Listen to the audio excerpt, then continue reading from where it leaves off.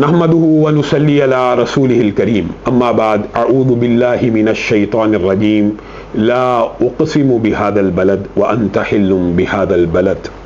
وقال الله تعالى والتين والزيتون وطور سينين وهذا البلد الأمين وقال الله تعالى إن أول بيت وضع للناس للذي ببكة وقال الله تعالى لمسجد أسس على التقوى في أول يوم صدق الله مولانا العظيم. بسم الله الرحمن الرحيم. موقف جمعية أهل الحديث عن دفاع الحرمين الشريفين وشعائر الإسلام واضح جدا منذ أسسها الأستاذ العلامة المجاهد إحسان إلهي ظهير رحمه الله، بعد وفاة العلامة إحسان إلهي ظهير ومرور 36 سنة تحبط رئيسا لجمعية أهل الحديث بباكستان.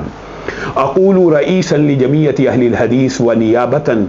عن 23 مليون سلفيا بأننا واقفون مع المملكة العربية السعودية ومع خادم الحرمين الشريفين ومع محمد بن سليمان ومع آل سعود. أقول بكل وضوح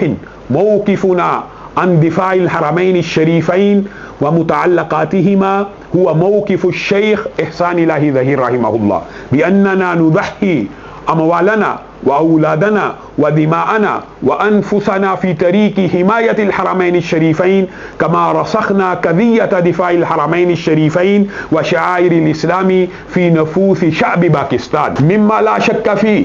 أن الروافض تثير الشكوك والشبهات دائما حول السعودية وتسيء سمعتها وتشوه صورتها في أذهان المسلمين، وبفضل الله رفعنا هذه القضية أيضا في القنوات الفضائية وعقدنا عدة الحفلات الدعوية والبرامج التوعية والمؤتمرات التعليمية لإيضاح حقيقة كذبات الروافض واتهاماتها. ومن المؤتمرات والحفلات التي عقدناها حاليا الحفل الكبير المقام في بيغم كوت الذي شارك فيها 10,000 شخص من جمعية أهل الحديث بباكستان. وفي الأسبوع الماضي عندما زار الشيخ صلاح البدير حفظه الله بلده الثاني استقبله ورحبه قادة وأعضاء جمعية أهل الحديث بأعماق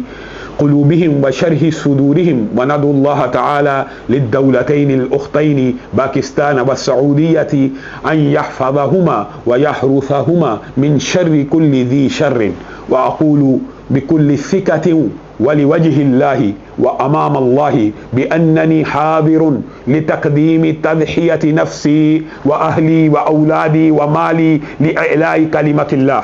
والدفاع عن شعائر الإسلام والدفاع عن الحرمين الشريفين، كما قدم أبي العلامة المجاهد إحسان إلهي ظهير رحمه الله تضحية نفسه. ونحن نؤيد رؤية 2030 المملكة العربية السعودية بقوة، كما نقوم معها ضد الحوثيين الباغيين كتفا بكتف،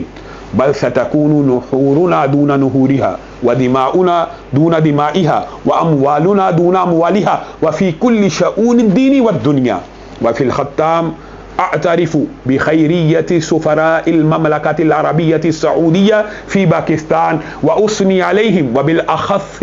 السفير الحبيب اللبيب نواف بن سعيد المالكي,